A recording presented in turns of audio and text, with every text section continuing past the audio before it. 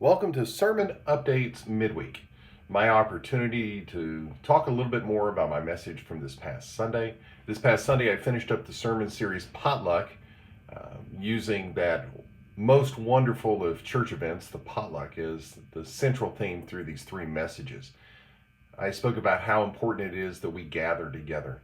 Uh, I shared with you some of my favorite times in which I gathered with the church, which just happened to focus around food, and the thoughts and the memories that went along with that. And then we talked about how the main thing needs to be the main thing. So at Thanksgiving, I expect to have turkey. And we spoke about how as we gather together, the Lord's Supper becomes the focal point of our gatherings. It's the reason we come together on the first day of the week. It's the reason we gather together on Resurrection Day, so that we can proclaim the Lord's death until he returns. It's our reason for being together. And the message this past week was, for our many blessings, we need to give God thanks. Let us thank God for our many blessings. This is especially appropriate as we understand that on June 13th, we're going to begin offering additional worship options. We will have in our sanctuary a mask optional service. In our fellowship hall, we'll have a mask required service.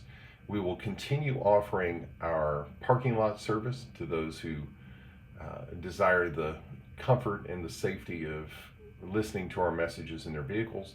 And then we will continue with our online worship option that we've been doing since March of last year.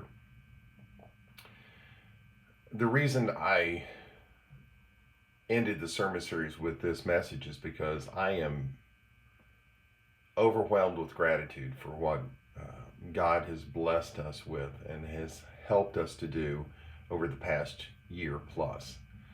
I contemplate what our worship and congregational experience would have been like had we not invested the money in 2019 to make some improvements to our sound system and video capabilities, never thinking that we would reach a place to where we would need to utilize those in such an unorthodox way for a year.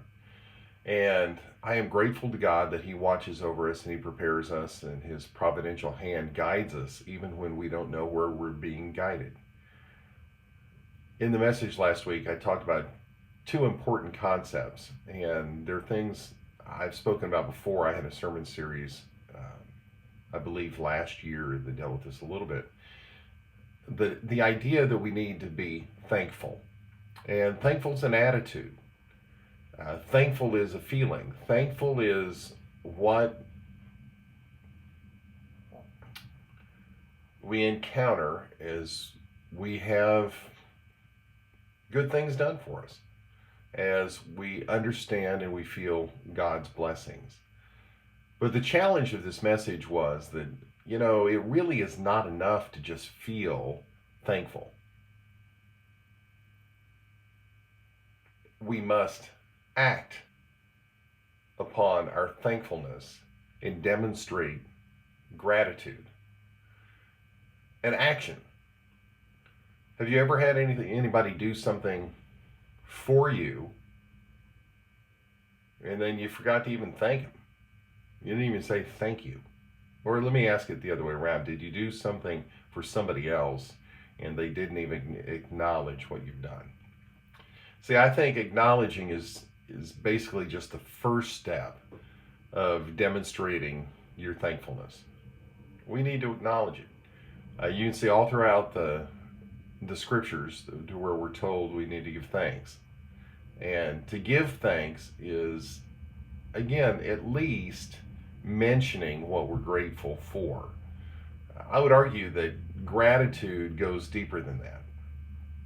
When people give you things, offer you things, make your life different substantially, it's appropriate to do something in light of that. It's an important thing. Gratitude.